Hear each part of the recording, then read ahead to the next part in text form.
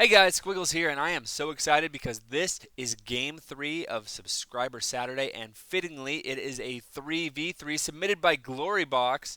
So thank you, good sir, for submitting this 3v3. It is a Protoss, Terran, Zerg versus a Zerg, Terran, Protoss. Bam, baby. So, oh my goodness, it is going to be epic. I am so excited. And before this game starts kicking off, I just want to let you know, or I should say picking up, I just want to let you know that I don't care when you send in replays if it's a 1v1, a 2v2, a 3v3, a 4v4, or maybe even a free-for-all. That's right. I don't really care. All I want is really awesome, cool, epic games that you are proud that you played, or you're amazed that you survived, or whatever, and you just want to show the world how awesome, cool, crazy you can be. So go ahead and send those replays to SquigglesStarcraft@gmail.com.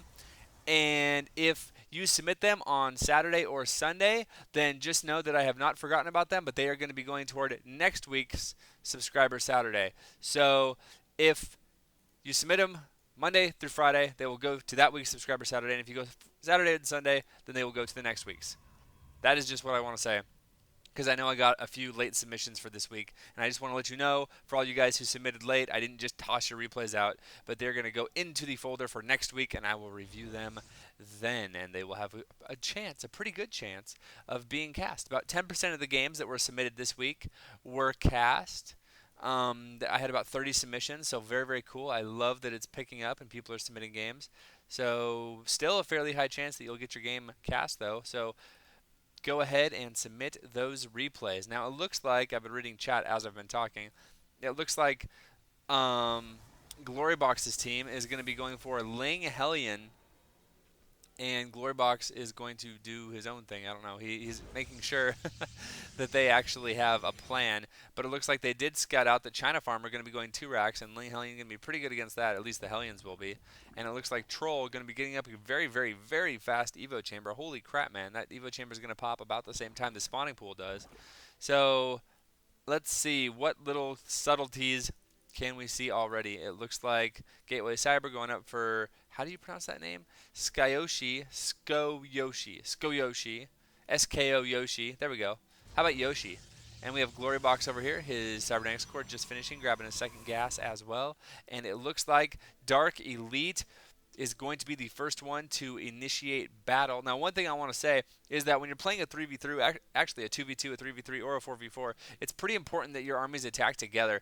Now, in this case, not so much, because his army's out before anybody else really has many units, but that's because he 10-pooled. But as a rule, you want to go ahead and have your armies attack together, defend together, because that way you'll have 3 armies versus whatever units you have. But if it's 1 army versus 3 armies, then that's no bueno, and you can totally get beat down. You can see here that some Marines are going to be coming to help defend Troll, as it looks like Dark Elite is putting on a decent amount of pressure, not really getting a lot of kills, but forcing some lost mining time and forcing some Zerglings. And now the Marines are going to come, and it looks like Dark Elite is going to run away and get out of there. Oh, man. And it looks like Yoshi is going to be sending over a stalker, a single stalker, just to make sure that everything is indeed okay. So these Lings are going to go ahead and head back, and everything is going to calm down for just a second. Everybody is taking a deep breath, relaxing, and throwing down some additional structures. We can see Glorybox looks like he's going to be 4-gating. Always do like a good 4-gate. And you know what? I think 4-gate's pretty good on a 3v3, especially because you just need lots of stuff. I mean, if you tech too soon, then you will just get steamrolled. So having a lot of stuff, always a good thing. It looks like Yoshi going to be going ahead and 4-gating as well. Everybody's still on one base, even the Zerg players. Everybody focusing on one base play, just getting out a lot of units. We can see here that the Hellions and Lings are meeting up in the middle. Looks like Glorybox is going to be sending over his own stalkers to possibly meet them, although it looks like he might be going up the other side. Does have a probe, so that'll be good.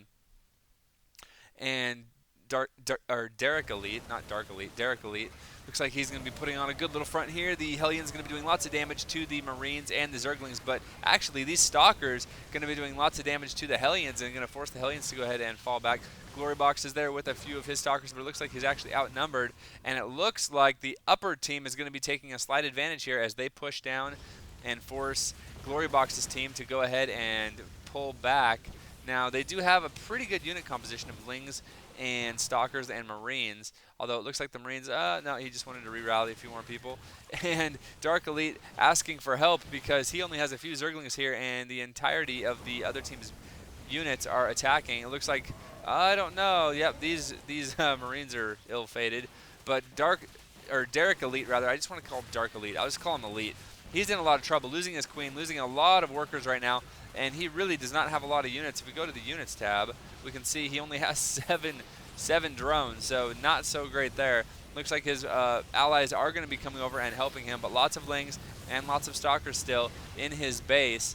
And it looks like they may, in fact, pull back. Yoshi thinking about it. Nope, looks like he's going to commit these Stalkers. Holy crap, that Stalker almost died. And Derek Elite going to be going ahead and trying to get some damage done, killing that Stalker, not going to let him run away. And so now the ebb and flow of the battle is going to go ahead and move back up to the middle of the map. It looks like that Glorybox's team is able to secure a little bit of a thing, but here comes a lot of units from Yoshi. Actually, just Yoshi and Troll right now, so it's going to be 3 armies versus 2 armies. And here come the Marines. Now it's going to be a 3-on-3 again. And man, these what am I trying to say? The Hellions have Blue Flame. That's what I'm trying to say, which you can obviously see. So they're going to be doing really good, actually, against the Marines and the Zealots. And oh no, Marines against just straight Stalkers, not the best. And they're going to be forced to pull back. So both teams taking lots amount of damage and dealing lots amount of damage as well, and they are all going to pull back. Everybody is going to take a little bit of breath again. And my goodness, oh man, that was crazy. But it looks like everybody still alive. Everybody's still alive. Derek Elite taking the worst part of that and really just focusing on getting a queen out and some additional, it looks like, just getting drones, and that's really what he needs to do because his economy got hammered. I'm looking to see who is going to go ahead and expand first. It looks like Glorybox is going to add on a forge, maybe get some upgrades. Always good. Maybe put a cannon in his minerals. It wouldn't be a bad idea because DTs are a possibility. And it looks like a few Hellions are going to be scouting around, just making sure that nobody's taking a gold or anything like that. Glorybox actually has a surprising number of units. He's up at 67 supply, and that's a lot of Stalkers and a few sentries as well. So pretty cool unit composition there. Pretty standard as well. Looks like some scouting going on with a couple of Zerglings this way, but you can see pretty much everybody pulling back for a little bit, just gonna relax. And Koali, WPS Koali, is a little bit like, we should do something, guys. We don't want them to start massing up. They're going to be pinging, and it looks like they're going to be going for Troll. So if they just, oh, never mind. They're going to be going for Yoshi. Oh my goodness, Yoshi. So it's going to be a lot of Stalkers, a lot of Sentries, and some Hellions. And it looks like a few Lings are now out for Derek Elite. But to be honest, and there he goes getting his macro hatchery up. To be honest, I think he needs to just keep on making drones for this point. And it looks like, oh my goodness, Yoshi doesn't have any units there. They're all at his newly formed natural, and so these Hellions are going to come in here and do lots of damage to these probes. Oh my goodness, the probes are lining up perfectly. Oh my goodness, and he loses every single probe. Oh, that hurts so bad. But here comes, it looks like all 3 armies. Oh my goodness, all 3 armies coming in from the upper team, and we have a lot. Oh geez, it looks like Glorybox and Koali may get some sandwiched here and really have nowhere to go. I mean, they're up against the wall right now. These Hellions going to do a good job against these Marines. The Marines do have stem, and they're spread quite well, and it looks like Glorybox may in fact lose all of these units, but not before he takes out a lot of stuff. These guys are not going to go down without a fight. And meanwhile, it looks like only Sky Yoshi has gone ahead. Sko Yoshi. Only Yoshi has expanded, but you know what? He's also the only one who doesn't have any workers. He has like 3 probes to his name. So, unfortunate little turn of events there. His allies were able to go and clean up that attack, but now he has no economy now. So, first it was Elite, and now he is back in it. He has some economy, and now Yoshi has no economy. A little bit of a misrally there. And, yep, Derek Elite going to be saying, hey, man, there is an incoming.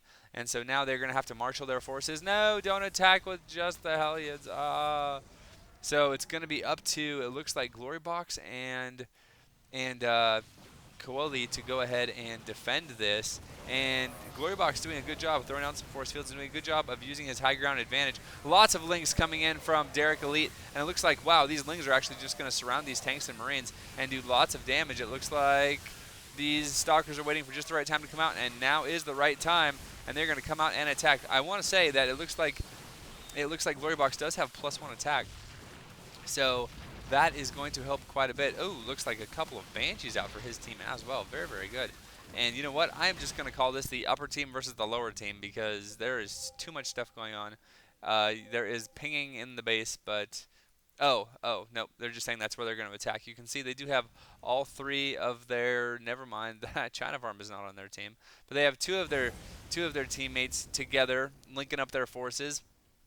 Going to be going and attacking. Also, a couple of Banshees just flying around doing some shenanigans. There we go. There's the lings from Derek, and so we're going to have to see what exactly happens. Looks like Roaches are going to meet the Hellions, and Hellions do not so much against Roaches, so good little maneuver there. Oh, there is a siege tank, so they may have to rethink that strategy. I don't know. Yep, it looks like they are going to go ahead and pull back. As you can see, both teams doing a good job of combining forces. So it's going to be interesting to see. Oh, looks like, yep, Derek Elite just letting everybody know that the blue